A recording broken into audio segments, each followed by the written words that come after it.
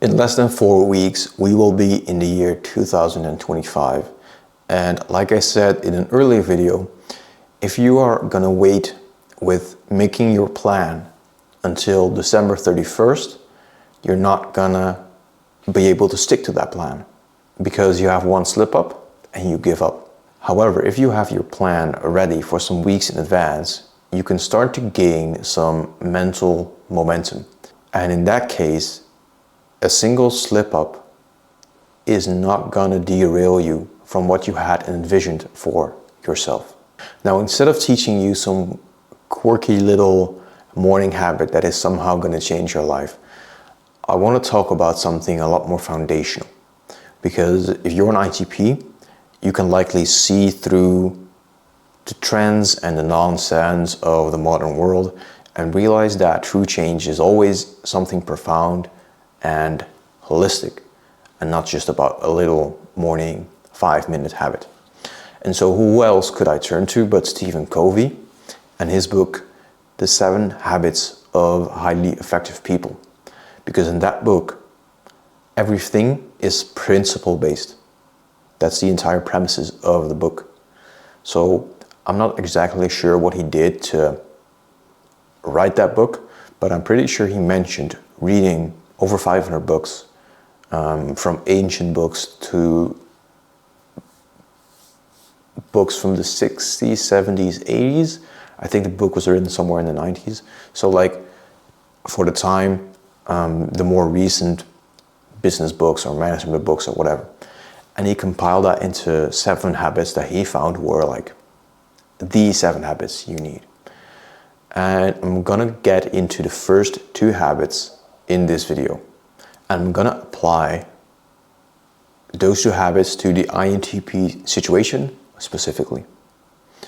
And the first habit is to be proactive.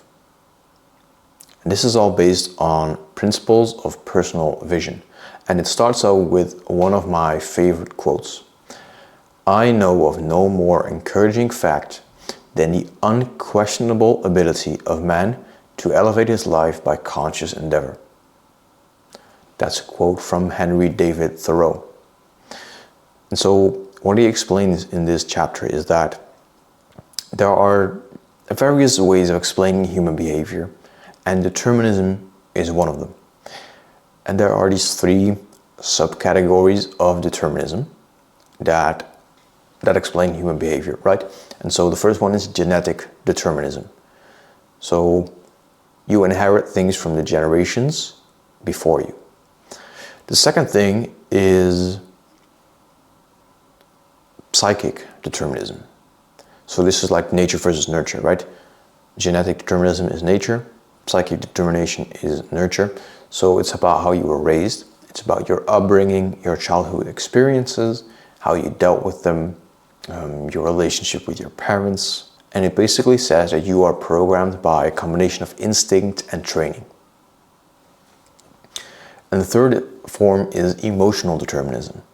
And that basically says that things can be explained by what happens to you, what people say about you, your boss, your husband or wife, your children, your mentor, whatever people say or do to you makes you feel a certain way. And because you feel a certain way, you act a certain way in accordance to that. And all of them hold some truth, but it's obviously not the best way of thinking for not your productivity, but more so your overall success in life. But let me explain this to you, this discrepancy or this conflict between determinism and whatever is on the other side, whatever is opposite of determinism, by reading a paragraph from a book called Reality Transurfing. After every fight on the intellectual battlefield for truth, just one fact remains undefeated. Every theory represents a separate aspect of the phenomenon of a multifaceted reality. Each theory that stands the test of time has its place, for they all represent one aspect of reality.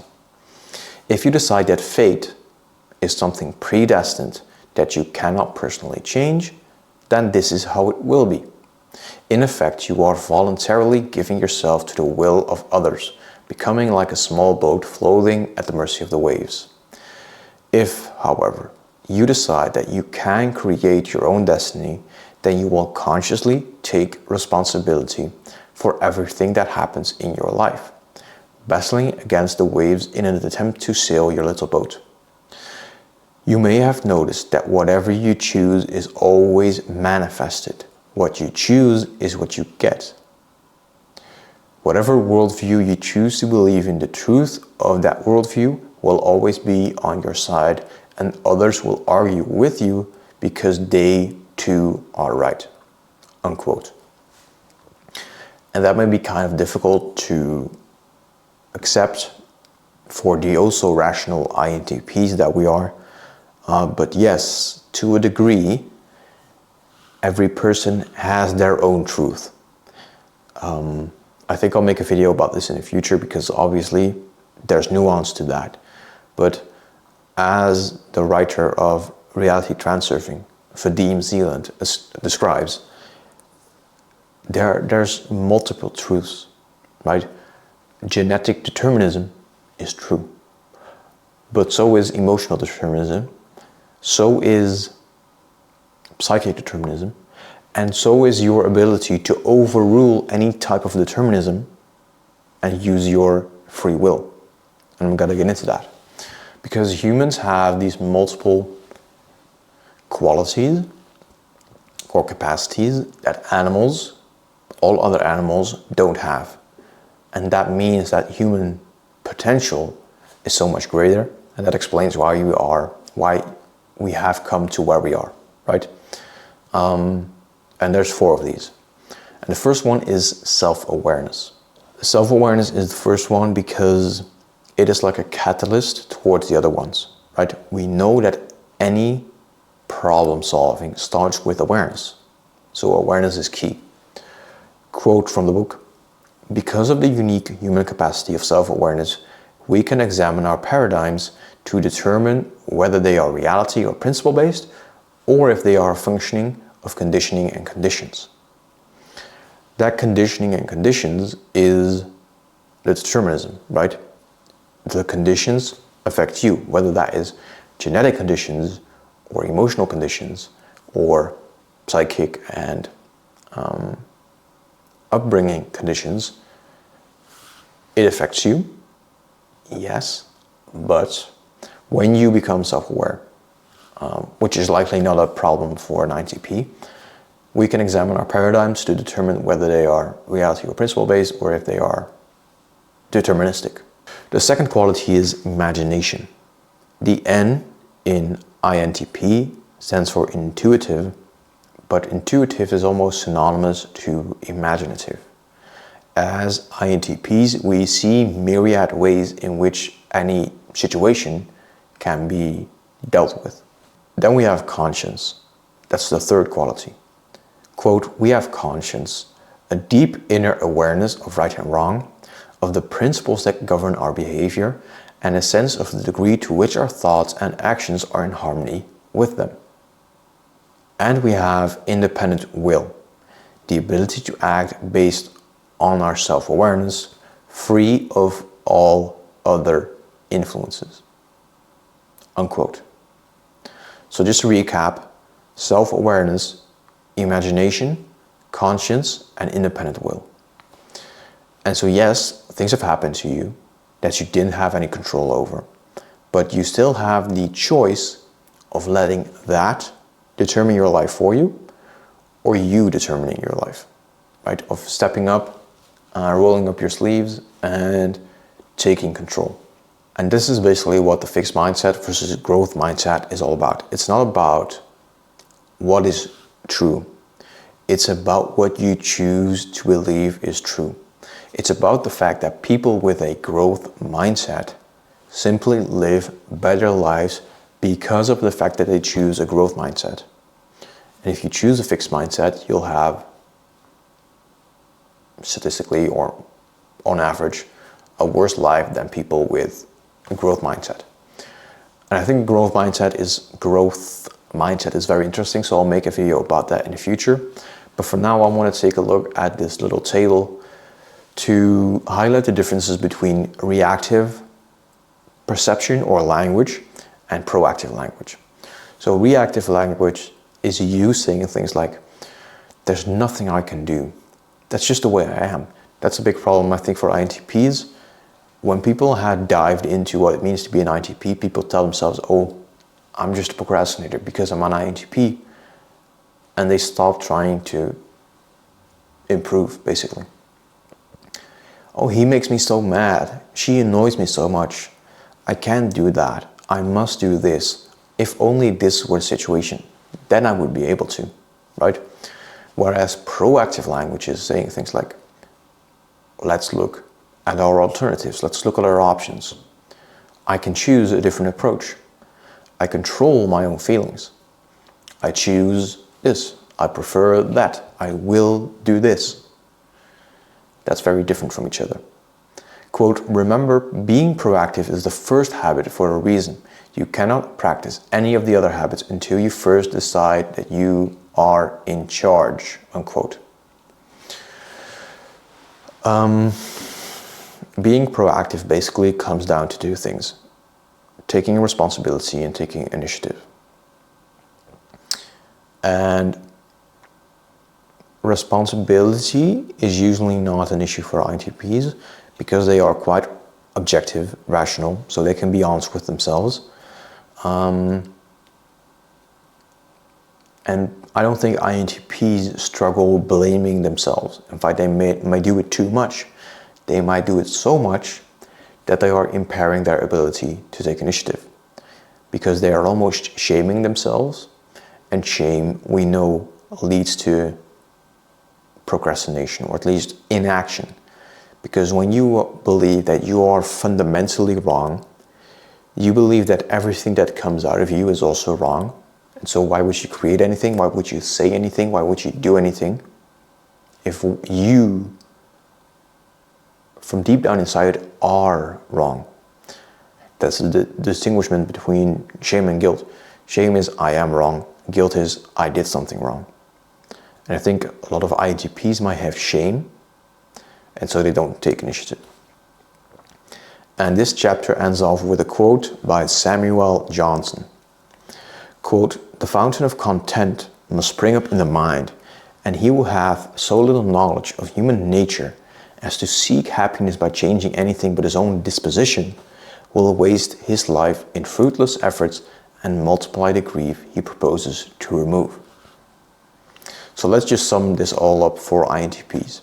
I think initiative is a main issue for INTPs because of what I just mentioned, also because of analysis paralysis and perfectionism and analytical and thinking tendencies, right? We're not action takers, we're analysts, and that makes initiative difficult. But the good thing is that when you know that initiative is that first step towards any and all success, you can start to use your analytical and your rational and your ability to understand things well to tackle this problem. Because you can just Google how to take initiative and go from there, right? That's a possibility. You are intelligent, you pick things up easily. So always try to, and this is not 100% of the solution, but always try when you face a problem or when you are lacking something that you know you need, to just dive into understanding what it takes to get there, because that makes things a lot easier for an INTP.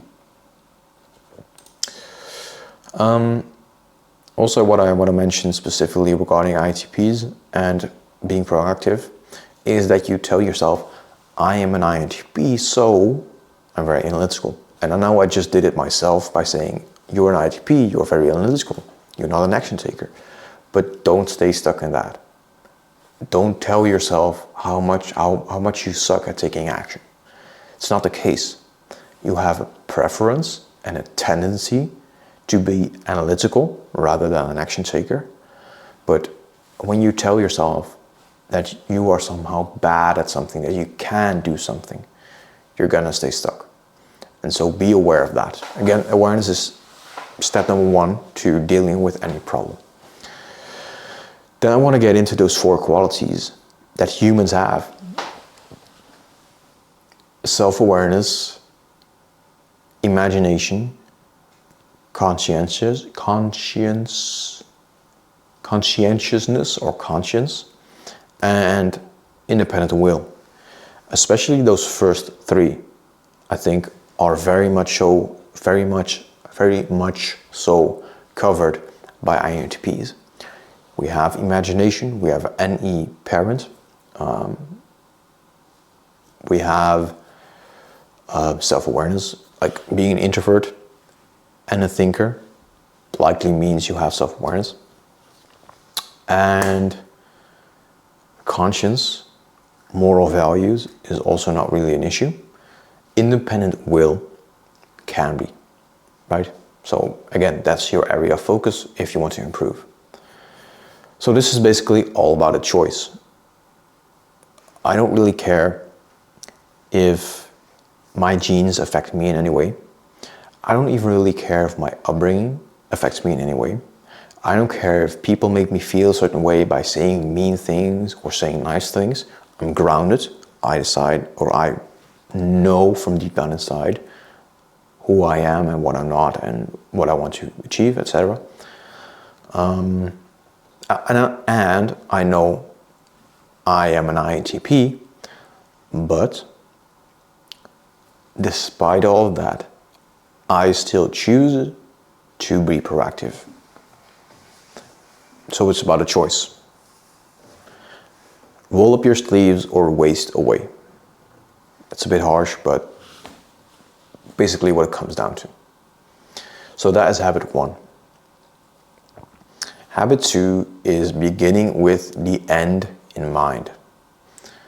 So these are principles of personal leadership. Being proactive is principles of personal vision. Then we get to principles of personal leadership, leading yourself towards that vision, right? And fundamentally, beginning with the end in mind means visualizing the end of your life. What do you want your legacy to be? What do you want people to say about you at your funeral? What disasters will you have prevented? What things that should exist have you created? And perhaps most importantly, how much did you honor life by enjoying it? If you keep your mortality in mind, you can make sure that, quote, each day of your life contributes in a meaningful way to the vision you have of your life as a whole. So beginning with the end in mind is the second main habit. You are proactive, meaning you choose to take responsibility and initiative to create your life. But how do you want your life to look like? The easiest way to do that is to imagine being 80 or 90 or 100 at your deathbed. Who do you want around you? What do you want to have accomplished? How do you want to feel? How do you want to pass away? Likely not from a heart attack, right? All of those things should affect your day-to-day decisions, right? There's someone on YouTube named First Man who talks about the progression bias, which is assuming that what you want now is what you want for the rest of your life. And so young guys stay stuck playing video games because they enjoy playing video games now, and they organize their lives so that in 5 years they could also keep playing video games. But when you are no longer 20 but 25, you're likely going to want different things. And so you need a vision, you need to have the end in mind to understand what you want to steer your life towards. So this is about leadership, right? Management is a bottom line focus. How can I best accomplish certain things? Leadership deals with the top line. what are the things that I want to accomplish, right? So the next habit is actually about management, right? How can I best accomplish certain things? But now we look at what are the things that I want to accomplish. And I'll do a quick recap towards the end to describe this in relation to INTPs specifically. But I do think that INTPs, with all of the options that they see and their procrastination and inaction, it's sort of difficult to really have a very clear vision of what you want. And you need to realize as well that your vision is going to change over time, right? You don't need to have it figured out altogether, but you need to have at least some sort of principles to guide where you want to go. I care a lot about health, and I also care a lot about nature, and that meets in agriculture. And so I believe in a healthy food system, healthy for us, healthy for the planet. But I don't need to know exactly what career or what choices I want to make to get there. But it's good to have guiding principles. Quote, "We are more in need of a vision or destination and a compass or a set of principles or directions, and less in need of a roadmap." And I guess that's also difficult for INTPs because you feel like you need to have all your steps sort of lined out. That's more of an INT, or like more of a judging thing than a prospecting thing, and we're INTPs. But there's still this desire to understand things before we start with them. And that's a bit dangerous because it's more important that you have a vision it's more important that you have a vision than having a clear roadmap. What I do think is important to mention is this quote: "There's a mental or first creation and a physical or second creation to all things." So everything that humans have made was first made in the mind, right? Planes, buildings, books. It starts out as an idea and then it becomes reality. And so your vision is not necessarily about having complete clarity from the beginning. It's more about knowing what you want to have realized, actualized, what you want to have created throughout your life. And when you know that, your mind can figure it out. Like as an INTP, your mind can figure it out. But because of our lack of initiative, because of procrastination, because of certain self-image, images that we have of our self-worth, we do not actually create that vision, create that destination that we want to get to. Because once we have that clear, our mind can achieve it. If you want to invent something that has a lot of positive impact, you can. But the issue for a lot of people is not even taking initiative to create that first creation, the mental creation that leads to the physical creation. Quote, "Because I am self-aware, because I have imagination and conscious, I can examine my deepest values. I can realize that the script I'm living is not in harmony with those values, that my life is not a product of my own proactive design, but the result of the first creation that I have deferred to circumstances and other people. And I can change. I can live out of my imagination instead of my memory." Very powerful. "I can tie myself to my limitless potential instead of my limiting past. I can become my own first creator." Unquote.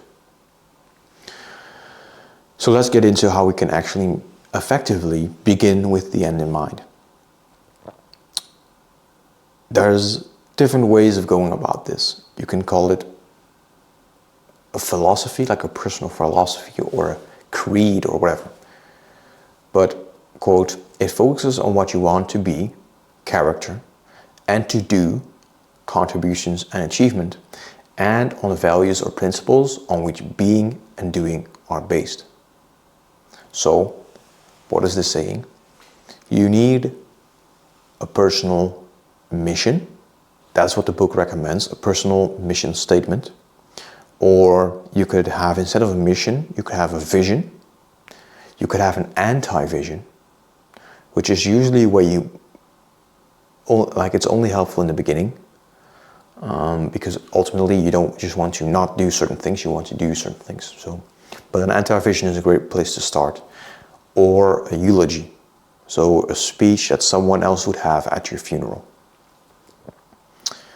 So again, mission, vision, anti-vision, or eulogy are 4 things that you can write out and really create something tangible, something readable to fall back to. And the reason that you really need to have something written out is simple, and I'm gonna get into that in the second point. But just to sum this all up, the first point for this specific habit, beginning with the inner mind and INTPs, is you are analytical, so you can see through trends and nonsense. But that doesn't mean that you do understand it. Knowing others are wrong doesn't automatically mean you are right. So read books so you do know. And the second point, have a mission statement, vision, anti-vision, or eulogy that you can go over every single morning to remind yourself of intentions. Friedrich Nietzsche said, "The most basic form of human stupidity is forgetting what we are trying to accomplish." That is why you have something written. So I highly recommend any INTP to read this book. It's very profound and principle-based, unlike a lot of the more recent self-help books that are about specific little tactics and tricks and quirky little habits or practices. So if you would like to see videos on the other 5 habits, let me know, okay? Just to make things clear for you, we went over the first 2 of the private victory habits. So the habits all outlined are, for private victory, being proactive and beginning with the inner mind, and then putting first things first. That's about personal management. Then for public victory, you have think win-win, seek first to understand, then to be understood, and synergizing. And then the 7th and last habit is for rest and recovery, and it is called sharpening the saw. All of that is pretty applicable and very useful for INTPs specifically. So read the book or comment down below if you want to see those videos as well, and have a nice day.